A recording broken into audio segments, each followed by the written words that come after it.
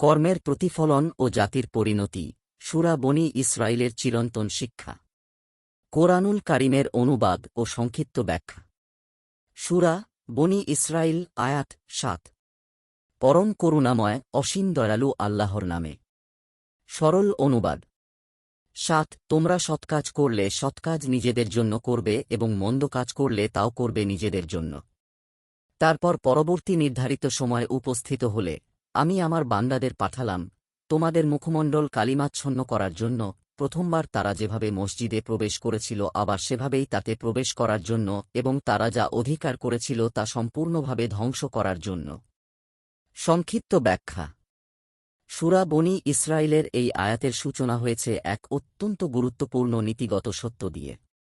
সেটি হচ্ছে মানুষের প্রতিটি কাজের ফল শেষ পর্যন্ত তাকেই বহন করতে হয়। আল্লাহ তাআলা এখানে বনী ইসরাইলকে সম্বোধন করলেও এই নীতির ব্যাপকতা সার্বজনীন। তাফসিরে ইবনে কাসির উল্লেখ করেন, এটি আল্লাহর সুন্নাহ, কোনো জাতি ন্যায় ও সৎকর্মে অটল থাকলে তার সুফল ভোগ করে, আর যখন সীমালঙ্ঘন ও অবাধ্যতায় লিপ্ত হয় তখন তার পরিণামও অনিবার্যভাবে ভোগ করতে হয়। আয়াতের প্রথম অংশে বলা হয়েছে, তোমরা সৎকাজ করলে নিজেদের জন্যই করবে, আর মন্দ কাজ করলেও নিজেদের জন্যই করবে। ইমাম তাবারী রহমাতুল্লাহ আলাইহি বলেন, এর মাধ্যমে আল্লাহ স্পষ্ট করে দিয়েছেন যে মানুষের কাজের কোনো ফল আল্লাহর দিকে ফিরে যায় না, বরং তা সরাসরি মানুষের ব্যক্তিগত ও সামষ্টিক জীবনে প্রতিফলিত হয়। বনী ইসরাইল যখন নবীদের হত্যা করেছে, কিতাব বিকৃত করেছে এবং জুলুমে লিপ্ত হয়েছে, তার ফল তারা নিজেদের ইতিহাসেই প্রত্যক্ষ করেছে। এই অংশ মানব সভ্যতার জন্য এক গভীর নৈতিক শিক্ষা বহন করে। সেটি হচ্ছে এই যে ধর্মীয় পরিচয় বা ঐতিহাসিক মর্যাদা কাউকে আল্লাহর শাস্তি থেকে রক্ষা করে না, যদি কর্ম ও আচরণে অবাধ্যতা প্রবল হয়। আয়াতের দ্বিতীয় অংশে বলা হয়েছে, অতঃপর পরবর্তী প্রতিশ্রুত সময় উপস্থিত হলে। তাফসিরে কুরতুবী ও ইবনে কাসিরের বর্ণনা অনুযায়ী এটি বনী ইসরাইলের দ্বিতীয় বড় বিপর্যয়ের দিকে ইঙ্গিত করে। তারা প্রথমবার ফাসাদ সৃষ্টি করলে আল্লাহ তাদের ওপর শত্রু পাঠিয়েছিলেন। পরে তারা আবারও সীমালঙ্ঘনে লিপ্ত হলে আল্লাহ দ্বিতীয়বার তাঁর শাস্তি কার্যকর করেন। ইবনে কাসির রহমাতুল্লাহ আলাইহি বলেন, এখানে আমার বান্দাদের পাঠালাম বলতে এমন এক শক্তিশালী বাহিনী বোঝানো হয়েছে যাদের মাধ্যমে আল্লাহ তাঁর সিদ্ধান্ত বাস্তবায়ন করেন। অধিকাংশ মুফাসসিরের মতে এটি রোমান সম্রাট টাইটাসের বাহিনীর দিকে ইঙ্গিত করে, যারা খ্রিস্টপূর্ব ৭০ সালে বাইতুল মুকাদ্দাস ধ্বংস করে। তোমাদের মুখমণ্ডল কালিমাচ্ছন্ন করার জন্য এই বাক্যাংশ তাফসিরে বিশেষভাবে ব্যাখ্যাত।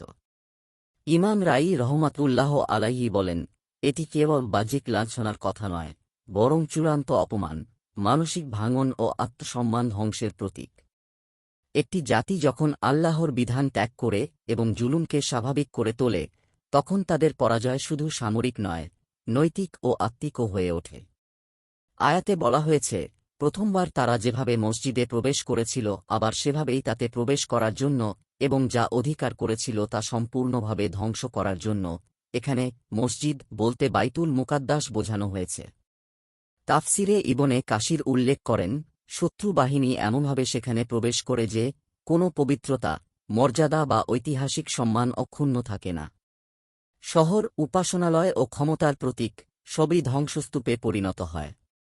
এটি আল্লাহর পক্ষ থেকে এক ভয়াবহ বার্তা যে জাতি আল্লাহর ঘর ও বিধানের মর্যাদা নিজেই নষ্ট করে, আল্লাহ অন্যদের মাধ্যমে সেই ধ্বংসপূর্ণতা দেন। এই আয়াত কেবল বনী ইসরায়েলের ইতিহাস নয়, বরং এটি উত্থান ও পতনের একটি চিরন্তন সূত্র। ক্ষমতা, সভ্যতা ও ধর্মীয় পরিচয় কোনোটি স্থায়ী নয় যদি ন্যায়, আমানতদারিতা ও আল্লাহভীতি না থাকে। ইবনে কাসিরের ভাষায় এই আয়াত প্রত্যেক উম্মতের জন্য সতর্কবার্তা, যেন তারা পূর্ববর্তী জাতির পরিণতি থেকে শিক্ষা গ্রহণ করে। অতএব কোরআনের এই আয়াত আমাদের স্মরণ করিয়ে দেয়, নিজেদের কর্মই আমাদের ভবিষ্যৎ রচনা করে। আল্লাহ অন্যায়কে সময় দেন, কিন্তু ছাড় দেন না। নিয়মিত ইসলামিক এবং স্বাস্থ্য বিষয়ক ভিডিও পেতে লাইক, কমেন্ট, ফলো এবং চ্যানেলটি সাবস্ক্রাইব করে পাশে থাকবেন। মহান আল্লাহ আপনাকে উত্তম যা দান করুক। আমিন।